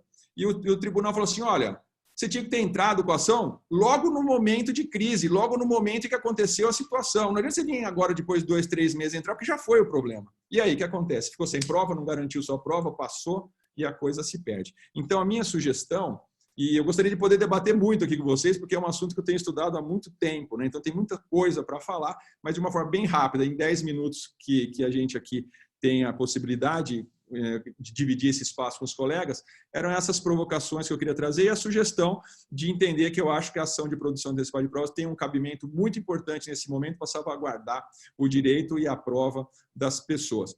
Me perguntaram, e a ata notarial? Também, usei muito a ata notarial. Antes do Código de 2015, se usava demais, porque em algumas situações você não tinha urgência, mas você precisava preservar uma determinada situação. Agora, em 2015, no 384, salvo engano, existe agora a previsão da ata notarial. Então, ok, só que depois de 2015 eu tenho a produção antecipada de provas que pode ser para situação de urgência e situação de não urgência. Então, ela cumpre, de certa forma, o papel que a ata fazia anteriormente, com uma situação positiva, que é uma prova produzida em juízo. O juiz não vai entrar no mérito, não vai analisar a prova, mas é uma prova constituída em juízo. Pessoal, pela atenção, meu muito obrigado, fico à disposição para debater aí no decorrer do nosso encontro. Um abraço a todos, prazer enorme, boa noite. Marcos, obrigado. Albeni, obrigado. Colegas de exposição, obrigado. E todos que estão me assistindo, obrigado também. Rodrigo, como sempre, obrigado pela sua fala. Eu gosto além da fala, o entusiasmo que você fala, e não é difícil de um assunto que se estuda e trabalha tanto. Eu tive com o ministro Fux num evento ano passado e conversando com ele sobre a produção antecipada de prova, ele até falou, nós não temos aqui no Brasil ação coletiva passiva que tem nos Estados Unidos, né, para você fazer a prova ali, por exemplo, da certeza do teu licenciamento ambiental, e ele disse que poderia usar o inciso 1º para esse sentido, que quando discutiram sobre o código, imaginou nisso. Eu acho quase me convencendo, Rodrigo, de a gente fazer um bate-papo só sobre prova, porque se é um tema maltratado no direito ambiental, de 6 autores aqui, 2 trataram sobre esse assunto, mostra realmente a relevância, a importância e a dificuldade de conseguir produzir a prova, especialmente em processo ambiental, o que faz essa necessidade também de ter essa criatividade e entender melhor e estudar o assunto. Por isso, antes de devolver a palavra, porque eu vi que você quer falar, eu cobro de público aqui a publicação da tese, meu caro, para a gente ter mais uma obra aí para estudar o assunto. Pois não? Obrigado, desculpa pedir a palavra de novo, que você me provocou, é uma provocação boa demais, que eu até sugiro, né, não cairia na doideira de falar que não se usa mais o inquérito civil, né? Mas a ação de produção antecipada de provas pode servir para o particular ou para aqueles que não têm legitimidade na ação civil pública, como o inquérito civil funciona para os legitimados. Então, é um instrumento muito importante, já que você tocou na questão das ações civis passivas. E a tese, a minha esperança é de que agora, nessa quarentena, eu consiga dar uma reformulada para mandar. Estou acrescentando mais um parágrafo de participação popular através do processo civil, mas estou trabalhando mais na quarentena em casa do que quando estava no escritório. Então está difícil de atualizar, mas vou conseguir e vai sair na sequência. Obrigado, um abraço para todos. Tá, joia? Hoje me perguntaram como é que está a quarentena, eu falei que eu estou ansioso que ela acabe para voltar a trabalhar menos, né? Porque realmente essa possibilidades infinitas aí a gente tem feito muita coisa. Obrigado, meu caro. E antes de a gente passar para os debates, o nosso último expositor, o Pedro Henrique Resch, agradeço mais uma vez, Pedro, por aceitar o convite, por estar conosco. E eu quero só dizer uma coisa, como a gente se adapta, né? Eu assisti hoje o Zoom que aconteceu do Conjur com o professor Arruda Alvim, né? O Eduardo Arruda Alvim falou isso aqui da participação dele, junto com o ministro Toffoli, e tem dado esta possibilidade de a gente beber muito conhecimento nas nossas casas, ou aqueles que estão conseguindo ir para escritório, mas, enfim, remotamente, de ver tudo isso. E quando a gente vê, né, o professor Arruda Alvim participando disso, dessa tecnologia toda, assim, mostra realmente o quanto a gente tem que aprender aí, né, com os mestres e se espelhar nisso, que dividir conhecimento nunca é demais. Pedro, pelo prazo combinado, meu caro, a palavra está com você para você dividir aí um pouco conosco, meu caro. Obrigado mais uma vez por aceitar o convite. Marcos, muito obrigado. Uma boa noite a todos. Eu que deixo aqui o meu registro pela felicidade com o convite e porque, para mim, é uma chance gigantesca de estar aqui entre gigantes. Realmente é uma satisfação dividir o espaço com nomes tão renomados do processo civil, como o doutor Arruda Alvim, doutor Eduardo Melo Souza, que é meu grande mentor no estudo do processo civil e na advocacia. Se eu estou onde estou hoje, em grande parte é graças à influência do doutor Eduardo. Vamos lá. O tema que eu quero abordar hoje, diferentemente do tema do Rodrigo, que é uma tese pronta, ele é um estudo que eu estou começando a desenvolver, que partiu, como geralmente acontece na advocacia, de um caso concreto, que me levou a uma investigação da posição, em especial do STJ, quanto a um problema que eles já dão como resolvido, mas que não me parece estar tão resolvido assim. Que é, para quem atua com ambiental, em especial com loteamento, é algo muito comum. Situação em que o Ministério Público move uma ação civil pública contra o Estado ou contra o órgão ambiental para discutir a validade de um certo licenciamento. E o particular adquirente do lote, a pessoa que realmente investiu dinheiro e construiu alguma coisa lá, não participa dessa demanda. O STJ vem dizendo que, em casos como esse, não existe litisconsórcio necessário, quer dizer, a participação do particular diretamente prejudicado pela decisão não é necessária nessa ação civil pública ambiental, o que pode gerar aquela situação, na minha visão, bastante esdrúxula, da pessoa só descobrir que havia uma ação que discutia se o lote dela era válido ou não, depois que a ação acaba, quando ela vem cumprir e demolir a casa. Eu dei uma investigada na jurisprudência do STJ para entender o porquê. Porque quando você conta uma situação dessa para qualquer pessoa, o reflexo é dizer que é muito natural que vai ter litisconsórcio. E qual que é o motivo? Por que o STJ diz que não tem? O principal argumento, isso, como advogado, a gente só me resta dar risada, é a súmula 7. O STJ muitas vezes fala que, olha, o juiz de segundo grau falou que ele não tem que participar, então a súmula 7, para quem não atua no contencioso, a súmula 7 é aquela que fala que o STJ não pode revisar a matéria de fato. Então ele quer dizer o seguinte, olha, se o juiz de segundo grau falou que não precisa ter o particular, então isso é fato, eu não vou revisitar. Parece bastante absurdo, o fato é bem consolidado, a tese é estritamente jurídica, né? Se há ou não o litisconsórcio nesse caso.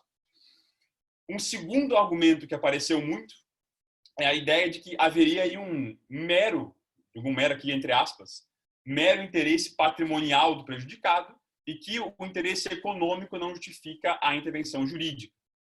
Esse é um outro argumento que é bastante usado, mas geralmente de maneira secundária. De longe, o principal argumento usado pelo STJ para não admitir a intervenção do particular nesses casos é a ideia de que a obrigação ambiental é solidária e, sendo solidária, é viável que eu mova a ação apenas contra uma das partes que vai ser afetada pela decisão. Bom, esse último argumento, na minha opinião, é o que merece mais atenção, porque, de fato, a obrigação ambiental ela é solidária e isso é inegável. Mas me parece que o STJ aqui tem uma confusão entre o que é a obrigação ambiental em si, essa sim solidária, e o que é a restrição ao direito individual de propriedade daquela pessoa. essa restrição não é solidária, essa é individual, digo mais, individualíssima. A pessoa vai arcar sozinha. Tanto é, e a pergunta-chave parece ser essa, tanto a obrigação não é solidária, que a pergunta é, vai caber ação regressiva contra quem? O preço da casa que eu construí em cima do terreno que eu vou ter que demolir? Quem que vai me indenizar por aquele custo? A gente sabe que em casos como esse, você não vai ter muita sorte entrando com uma ação regressiva contra o Estado, porque vai te dizer que o risco por aquele dano ambiental foi você que assumiu quando construiu, mesmo que o terreno já estivesse devidamente licenciado. Mas é com base nesse argumento da solidariedade que o STJ vem de maneira bastante unânime dizendo que não há necessidade de citar o particular que foi prejudicado por essa decisão. Uma outra coisa que me interessou quando eu fui fazer essa análise é que esse entendimento ele não é antigo. É uma visão bastante recente. Os primeiros julgados que começaram a ser nesse sentido apareceram mais ou menos ali por 2014, 2015, últimos 5 ou 6 anos, mais ou menos. Eu tive alguns julgados que eu achei bastante interessantes, em sentido contrário, todos pré-2014. Por exemplo, eu não vou ler os números aqui, mas depois eu posso disponibilizar esses acórdãos aqui. Tem um acórdão de 2013 do ministro Herman Benjamin, em que ele fala que a participação dos adquirentes no lote é essencial quando se fala da ação que discute o licenciamento do loteamento. Naquele caso, o interessante era que o recurso era feito pelos adquirentes, que justamente não queriam compor o polo passivo porque eles estavam misturando a discussão da legitimidade para responder à ação com a própria existência do dano ambiental. E o Herman falou, não, você não quer entrar, então você vai ficar aqui dentro porque você vai ser a parte legítima. Do contrário, num outro caso, agora já um pouco mais recente, em 2019, quando o adquirente queria entrar na demanda, o Herman Benjamin deu uma decisão diametralmente oposta, falando que a participação do adquirente aqui é uma questão de menor importância, justamente porque a obrigação é solidária, etc, etc, etc. Então, e evidentemente que o julgado de 2019 não cita o de 2013, de modo que não se sabe se foi uma mudança de entendimento, alguma peculiaridade do caso concreto, enfim. De especial relevância, e esse eu acho que é um julgado que merece muito destaque, é um julgado de 2010 do saudoso ministro Teori Zavascki, em que ele enfrenta com absoluta maestria essa diferença entre a responsabilidade solidária da obrigação ambiental, essa sim, e a responsabilidade do particular, aliás, o direito do particular a não sofrer uma restrição no seu direito de propriedade. E ele diferencia com muita clareza. Esse caso aqui é um julgado bastante relevante, ele se refere à ampliação da faixa de APP no complexo de lagoas de Niterói, no Rio de Janeiro. Eu até, a título de curiosidade, fui dar uma olhada como é que é essa lagoa ali no Google Maps. E realmente tem uma pequena cidade já em volta, as ruas são asfaltadas, tem luz elétrica e tudo mais. E o ministro Teori disse que, nesse caso, era indispensável sim, porque como ele ia gerar a obrigação de demolição, era indispensável que fossem sim citados os particulares. Fosse hoje, muito provavelmente, essa decisão não teria sido dada, porque o que vem sendo encampado é a súmula 7. O TJRJ falou que não era preciso, então diria ao STJ que, novamente, não seria preciso. Uma outra coisa que me chamou a atenção é que o STJ, em casos como esse, tende a dizer como solução, falar o seguinte, olha, a obrigação aqui é solidária, se a parte individual se sentir prejudicada quiser buscar algum tipo de tutela a que sinta que tenha direito, deverá entrar com uma ação própria. Sem dizer qual ação própria seria essa, quem seria o réu, e, a bem da verdade, é uma solução que não resolve nada, porque se o que eu estou discutindo é a validade do licenciamento, então o único local adequado é o processo em que o licenciamento foi discutido, sob pena de você ter uma situação em que eu tenho o licenciamento já dito nulo pelo judiciário em relação ao órgão ambiental e vou ter uma parte querendo afirmar que para ela é válido aquele licenciamento. É óbvio que isso não vai acontecer. O local adequado para essa intervenção é especificamente a própria ação coletiva em que há a discussão do licenciamento. Por isso que, a curto prazo, sem haver alguma mudança no entendimento ou na legislação, a única solução adequada continua sendo a intervenção desse particular nessa ação civil pública, mesmo que ele saiba que ele tem chance baixa de conseguir.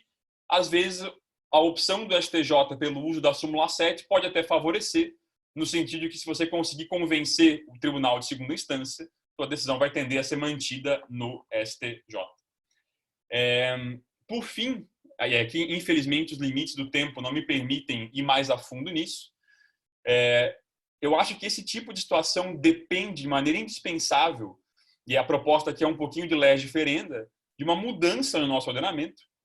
Porque sim, a gente tem que ser bastante claro que, por mais que ninguém diga isso, é bastante sensível que a razão pela qual, a verdadeira razão pela qual não se aceita esse litisconsórcio é uma razão absolutamente instrumental.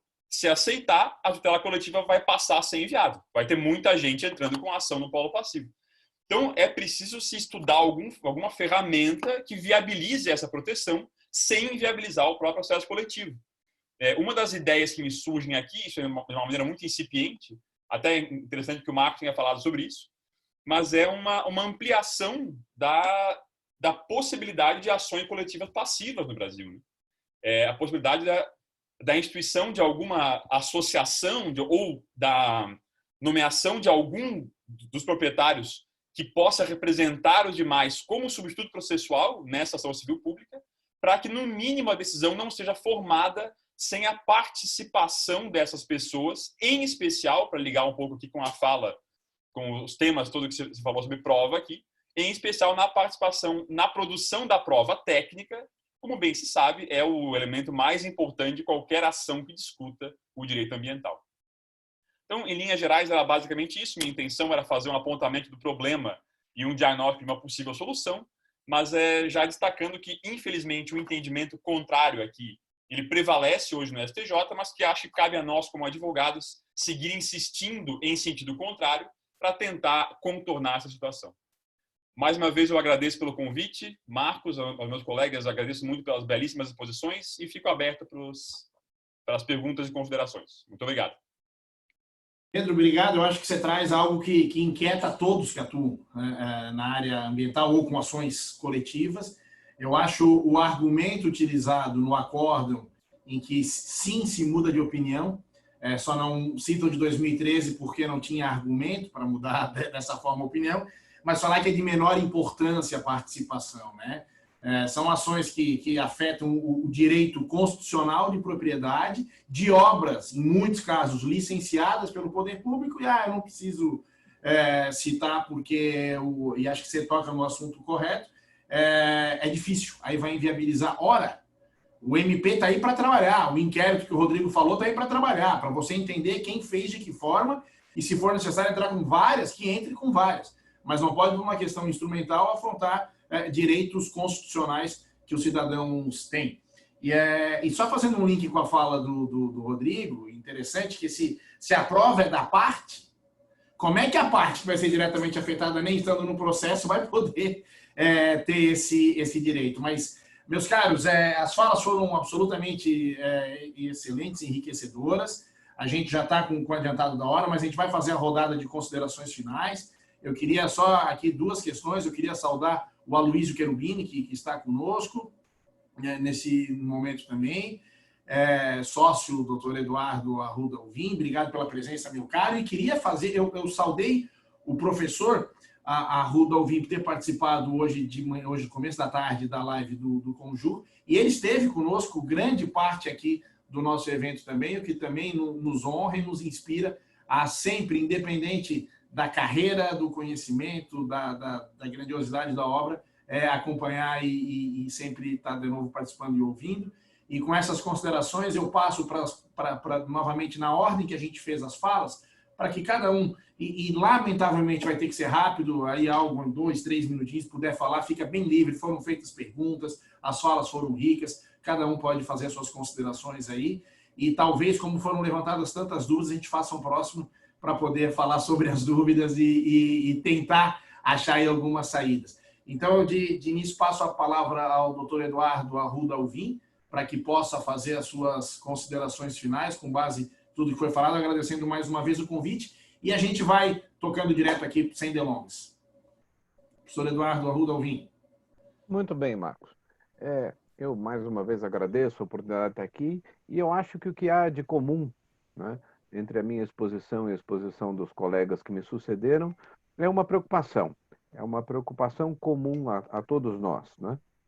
Que é o poder enorme dos juízes, o poder enorme que vem sendo atribuído ou que os juízes vêm se atribuindo, né? Há um professor da Universidade de Buenos Aires, o professor Patrício Maraniello, que fala que o século XIX foi o século do legislador, fala que o século XX foi o século da preponderância do executivo, e cita Bobbio para dizer que hoje nós vivemos a era dos juízes, né? E realmente eu vejo, em relação às preocupações que eu vitrei, e em relação a muitas das preocupações que os colegas que me sucederam vitraram, né, um grande perigo nessa interferência demasiada do Poder Judiciário nas políticas públicas, né?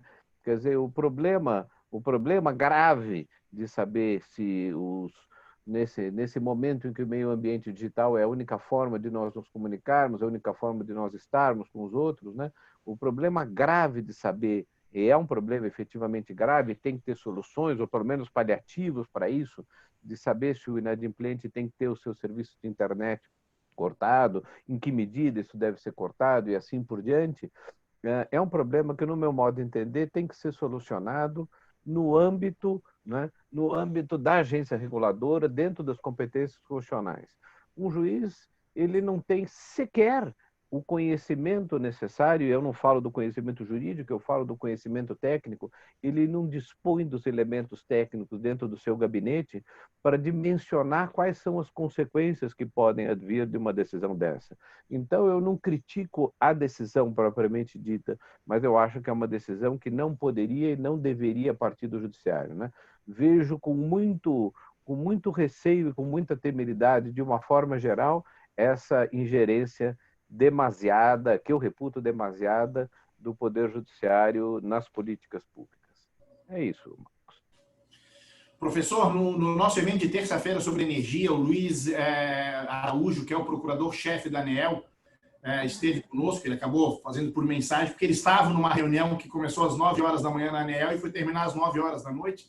E a mensagem que ele deixou foi exatamente essa. Ele disse: a agência está trabalhando para poder regular nesse momento absolutamente inusitado, mas para que não haja prevalência de um interesse sobre o outro e não precise ter a judicialização. Porque, de fato, assuntos especializados, talvez levar ao judiciário realmente não sejam mais adequados. Então, é muito interessante ouvir essa sua fala, que fecha exatamente com o que o procurador-chefe da agência reguladora, que ao cortar a energia, você corta serviços que poderiam ser, há um mês atrás, não eram essenciais, hoje, como bem observado, se tornaram essenciais, né? Então, é absolutamente relevante essa questão. Muito obrigado, mais uma vez, a gentileza em estar conosco, professor. O prazer foi todo nosso, Marcos.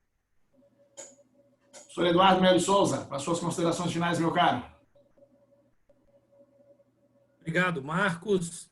Eu fiquei muito feliz de ver as falas, especialmente a do Rodrigo e do Pedro, que nos são complementares, né? Para quem lida com um processo civil, tudo que a gente falou se complementou, e isso é muito bom para as pessoas, para a gente ter um fechamento, um encerramento, um acabamento, né? Das conclusões que a gente tem.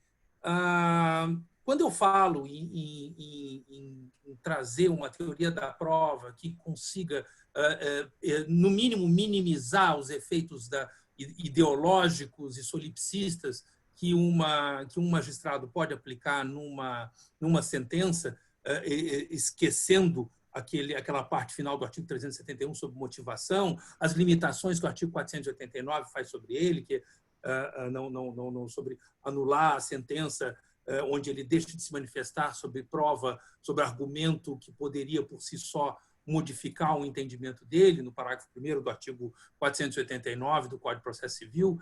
É muito importante que a gente entenda que o processo civil ele é orgânico. Pedro Reschke, por exemplo, falou uma questão de que se há ou não há litisconsórcio necessário, entendeu? Mas ao não dar o litisconsórcio necessário por quem vai sofrer o dano, você tem uma séria discussão sobre limites subjetivos de coisa julgada. Entendeu? Então, o Código de Processo Civil tem essa organicidade. O problema é que a gente não, o legislador não se preocupa muito com o procedimento. Ouviremos primeiro a primeira testemunha. A primeira testemunha sentará à esquerda do juiz. Então, quer dizer, o processo civil tem 95% do Código de Processo Civil é procedimental, e essas questões que o Rodrigo colocou, que o Pedro colocou, que todos colocaram, né, é uma questão que nos traz uma perplexidade, porque aí todo mundo pergunta, mas onde é que está essa hierarquia?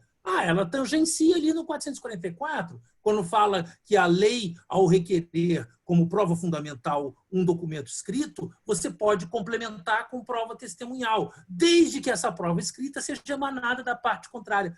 Esse artigo 444 ele é, por si só, um universo dentro do estudo da teoria da prova. Se você escarafunchar ali um pouquinho, você cavuca um pouquinho nele, você entra em toda essa questão hierárquica de tentar minimizar as questões ideológicas, as questões de experiências individuais, né? O Rodrigo falou isso muito bem.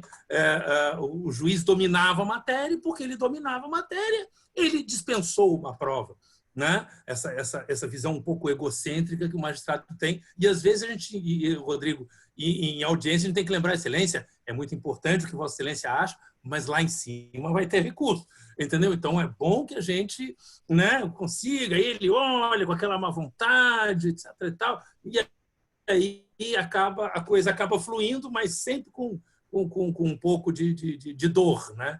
Então, dizer para vocês que essa tentativa de trazer a discussão da prova, do que é prova, do que é começo de prova, do que é indício probatório, é claro que ela não elimina o aspecto filosófico ideológico, mas ela limita a elementos fronteiriços. Quer dizer, eu tenho uma prova indiciária muito forte que é fronteiriça a um começo de prova. Eu tenho um começo de prova muito forte que é fronteiriço a uma prova cabal, definitiva, insofismável. Então, o que acontece? Eu consigo restringir a subjetividade para situações muito fronteiriças, fazendo com que esse debate traga luz um pouco sobre essa, digamos assim, essa teoria maldita, que é a teoria da prova, onde eu vejo os processualistas se preocupando muito com o procedimento.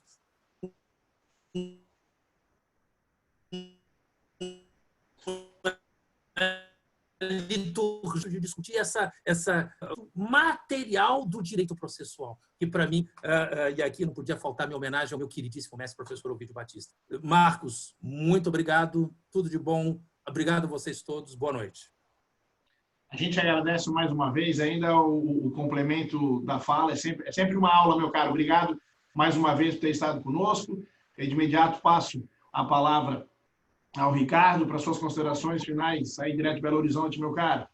Mas, amigos, eu queria dar uma boa noite a todos, dizer que foi uma grande felicidade, uma oportunidade inigualável de enriquecimento, de conhecimento.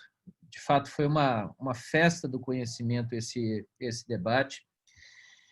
Tenho sido muito repetitivo em convicções que firmei na minha vida, mas considero que o grande valor da vida humana em sociedade é a confiança. As pessoas precisam confiar, né? Se bem que entrar em aviões nos tempos de hoje é algo para poucos, mas quem ingressa numa aeronave confia no piloto, né? Não duvida da sua capacidade, da sua habilitação, se alguém terá ingerido algum entorpecente. A confiança é um elemento fundamental nas nossas vidas. E o Brasil de hoje, e, aliás, o Brasil de muito tempo, perdeu um pacto com a confiança. Os atores sociais, de maneira geral, não confiam em si. Você não confia mais no seu vizinho, você não confia na polícia, você não confia nos políticos, o empregado não confia no empregador e vice-versa, o vizinho desconfia de quem coabite o mesmo espaço. E a judicialização, nesse contexto, me parece ser consequência, né? Já me peguei refletindo sobre a guerra, se é um bem ou um mal, talvez seja um fato, uma circunstância da vida. A judicialização, da mesma forma, por si só, não é boa nem ruim, é apenas uma imposição da quebra de confiança institucionalizada no nosso país. Eu fiz questão de ressaltar esse acordo e, mais uma vez, disponibilizarei a quem interesse se manifestar pelo chat, pelo bate-papo ou por meio dos canais que nos unem, porque foi das poucas oportunidades, Marcos Sais, e já discutimos esse caso em outros fóruns e outras oportunidades, em que vi a confrontação direta apenas de um juízo formado quanto à viabilidade ambiental do empreendimento, apenas discutindo a conveniência ou não de implantação de um determinado projeto em face de um preceito geral de base constitucional que garante a todos a sadia qualidade de vida, o ambiente ecologicamente equilibrado. Quase sempre as ações coletivas em matéria ambiental, como em outros temas, no mínimo disfarça, confrontando algum dispositivo infraconstitucional. Aqui não. O juízo de primeiro grau, o Tribunal de Justiça do Estado de Minas Gerais e o STJ simplesmente ampararam a ideia de que, mesmo a falta de ilegalidade manifesta, de contrariedade a texto normativo, violação ao rito e ao procedimento, ainda assim o juiz pode escolher se o projeto é ou não conveniente, considerando o interesse, ao seu juízo, da coletividade. Muito obrigado a todos, muito obrigado a você, ao Benir. Queria aproveitar para desejar, nesse período de tanta angústia para todos, né? Sendo cristãos ou não, queria desejar a todos uma boa Páscoa, que fiquem em família, preservados aí os critérios de isolamento quando seja possível. Muito obrigado a todos, gente. Uma boa noite. Obrigado, Ricardo. Acho que tanto esse acordo que o Ricardo está citando, quanto as decisões, os acordos que o Pedro citou, a gente amanhã mesmo vai estar publicado no direitoambiental.com e a gente vai fazer remissão, então, a todos esses documentos, na medida do possível também anexá-los para que todo mundo possa ter acesso. O caso que o Ricardo cita é muito interessante, porque tem uma questão midiática envolvida. Eu presenciei isso negociando a Lei Geral do Licenciamento Ambiental, quando reconhecidos atores, atrizes e até top models de fama internacional ligam aos relatores de projetos e dizem: olha, se aprovar o projeto sem analisar direito os impactos ambientais indiretos da atividade, eu vou fazer uma live contra você. A gente está aprendendo o mundo das lives, do Instagram e das redes sociais agora, mas esse pessoal que tem 16, 18, 20 milhões de seguidores, eles assustam, sim, qualquer político, qualquer promotor e qualquer juiz. É uma nova realidade que a gente também está aprendendo. E esse caso do Ricardo tem uma forte conotação nesse sentido, com uma pessoa que tinha nascido na cidade e tinha lá o interesse. Finais, meu caro, e novamente, obrigado aí por aceitar o convite e repartir conosco aí esse tema tão importante. Eu que agradeço essa oportunidade que você e o Albenir me proporcionou, as outras vezes e agora de novo. Na verdade, eu quero parabenizar pelo evento, quero parabenizar todas as falas dos companheiros aqui desse evento, foram todas maravilhosas e muito proveitosas, fazendo com que a gente pare para pensar. Marcos, acho que fica a ideia mesmo de um evento com relação a provas, é super importante esse tema, esse assunto, e, enfim, são questões que estão no nosso dia a dia, de quem trabalha, mesmo, de quem milita, de quem está ali no processo, na audiência, sabe como a coisa acontece e como isso é mal cuidado. No meu trabalho, eu chego até a sugerir que a produção antecipada de provas sirva até mesmo para o próprio Ministério Público como inquérito, porque pelo menos tem começo, meio e fim, né? A gente sabe de inquérito que dura 8, 10 anos, né? Ninguém controla, ninguém sabe o que acontece, o CAEX vem e fala coisas que não sei da onde tira, né? Então, assim, e a produção antecipada de provas, ela não previne incompetência, ela pode ser para qualquer tipo de provas, ela não causa nenhum prejuízo, porque não entra na prova, só faz a produção, só garante. Então, qual é o prejuízo de todos os envolvidos no processo utilizar desse instrumento? Né? É um instrumento que eu digo que é democrático, né? Ele é muito mais democrático do que esses outros que a gente vê aí por aí e que ninguém tem controle, né?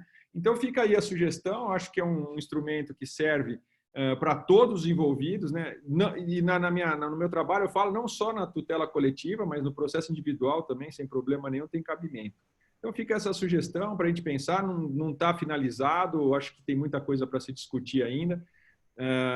Pretendo publicar agora, depois dessa confusão nessa quarentena, e espero que pelo menos os que participaram aqui hoje desse nosso encontro venham com novas sugestões, com críticas, enfim, porque o trabalho, bom, todos nós sabemos, o trabalho nunca está pronto, né? A gente para, mas não termina, então é uma coisa que evolui dia a dia. Muito obrigado a todos, uma feliz Páscoa para todos, espero que vocês fiquem com bastante saúde, que nesse momento acho que não tem nada mais importante do que a saúde. A gente começa a ver que algumas pessoas próximas a gente estão suportando e sofrendo com esse Covid-19, é uma situação que nos angustia demais, e então o que eu posso desejar, esperar e querer para todos nós e todos da nossa família e do povo, não só brasileiro, mas mundial, é muita saúde, que é o que a gente tem. Obrigado a todos, boa noite.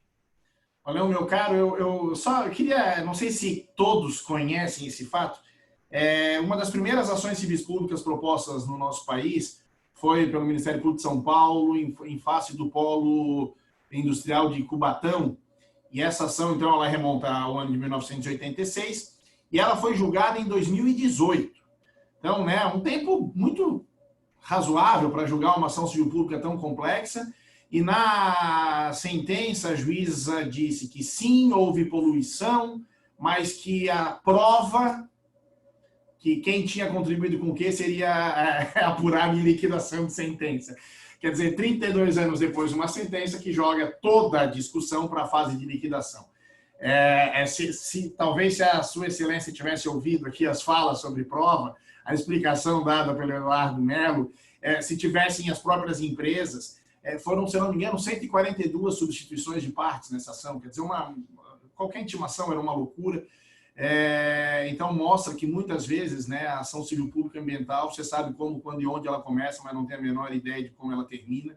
E nesse caso, para mim, é um caso emblemático para a gente encontrar. 32 anos para dizer, olha, vai vir uma fase de liquidação de sentença para depois vir a fase de cumprimento dessa sentença, né? Então, é que a gente consiga realmente... E aí, Rodrigo, me parece que é uma mudança realmente de cultura. É uma mudança cultural. Nós somos um país que adoramos um processo, né? E já... tem cliente que chega no escritório e fala, doutor, eu preciso de uma ação, mas eu não quero ação porque a ação demora, eu quero só liminar, né? Como se a liminar fosse algo à parte, soberano, porque todo mundo tem medo de processos e os exemplos se sucedem. Meu caro Rodrigo, obrigado mais uma vez. Doutor Pedro, para suas considerações finais, meu caro. Vamos lá. Bem rapidinho, mais uma vez, muito obrigado pelo convite. Parabéns, Marcos, pela organização do belíssimo evento. Eu acho que um painel muito qualificado. Certamente aprendi muito hoje com as exposições. Muito obrigado pela chance de participar. A título de consideração final, fazendo um encerramento de tudo que você ouviu hoje, eu acho que se alguém que não conhecesse o nosso judiciário quisesse ter um resumo de qual é o problema, as exposições que foram feitas hoje iam ajudar bastante a entender. Se você tem um país em que o juiz decide basear em princípio mais do que em legalidade, um juiz que se acredita destinatário da prova, que analisa a prova com base em fé, ideologia e solipsismo, no meio dessa excessiva judicialização sem fundamentação adequada, está explicado aí o caldeirão que a gente vive hoje em cima da atuação do Poder Judiciário. Então, acredito que foi bastante bom aqui o nível dos debates. Muito obrigado pela chance de participar de uma mesa tão qualificada e uma boa Páscoa a todos. Tá joia. Pedro, muito obrigado. Acho que você conseguiu resumir aí muito bem com chave de ouro, mas somos sempre otimistas e estamos aqui também, acho que essa é uma grande função. Quando eu falo de mudança de paradigma, e é uma crítica que eu tenho muito à advocacia ambiental, Vamos lançar agora um livro, né? Ricardo e Rodrigo fazem parte da Comissão de Direito Ambiental do Ibradim. Nós estamos lançando um livro com advogados escrevendo sobre direito ambiental, porque a nossa doutrina foi muito escrita, e aqui não é uma crítica, aqui é um elogio a quem escreveu, né? Por membros do Ministério Público e mais recentemente do Judiciário. É papel, sim, da advocacia, como é a gente que provoca o Judiciário também fazer essa mudança. Eu reforço o convite, terça-feira da semana que vem, a função de entidades nesse momento de pandemia. Nós vamos ter aqui representantes da CNI, da CEBI, que é a Câmara Brasileira da Indústria da Construção, do Secov de São Paulo, um sindicato que tem mais de 95 mil associados, do Instituto Brasileiro de Direito Imobiliário, nosso querido colega Olivar Vitali, e da Indústria Brasileira de Árvores, que toda essa parte de celulose, que precisa tanto de logística, também vai estar representado para a gente entender e ver o que as instituições estão fazendo, e mais do que isso, poder também sugerir a eles o que podem fazer, e entidades com essa representatividade certamente podem e estão ajudando muito também nesse momento. Nós tivemos mais de 140 pessoas que passaram pela sala. Eu sempre digo que mais do que o número é a qualidade das pessoas que têm vindo aqui. Vários colegas de muitos escritórios da área do contencioso, muito gerente, diretor jurídico de empresa que tem se visto às voltas com isso, esteve aqui, estão mandando as mensagens, parabenizando o nível de todos os palestrantes, que eu agradeço mais uma vez. E eu só queria dizer, pelo menos o Albenir agora fechou a câmera dele, mas o meu querido amigo Leonardo Bussolotto, que está lá no Rio Grande do Sul fazendo churrasco, vê essa churrasqueira aí atrás, e a gente aqui, Leonardo, é o que eu disse, o Albenir estava mostrando antes também, se tem algo que o Zoom não substitui, é um happy hour e um bom churrasco gaúcho aí. Eu espero que em breve, quando acabar, todos estão convidados para ir ou na casa do Albenir ou do Bussolotto para comer um churrasco presencial. Até lá, a gente continua no Zoom. Semana que vem tem texto das entidades e na quinta-feira falando de novo aí por parte do direito ambiental. E só para confirmou hoje o Maurício Couto, que é presidente da SECA. Quem não é carioca, a SECA é a Comissão Estadual de Controle Ambiental, é o órgão que emite as licenças do Rio de Janeiro, ele está acima do INEA, e o Rio está fazendo já sua norma para audiências públicas virtuais. É outro ponto, como o professor Eduardo Arruda Vim falou, né, tudo isso está acontecendo, os empreendimentos precisam das audiências, o Rio está trazendo isso e o Maurício Couto vai vir. Eles estão com a proposta no Conselho Estadual do Meio Ambiente e já tem 2 ofícios do Ministério Público dizendo que ele é contra. Quer dizer, a norma não está feita, mas eu sou contra.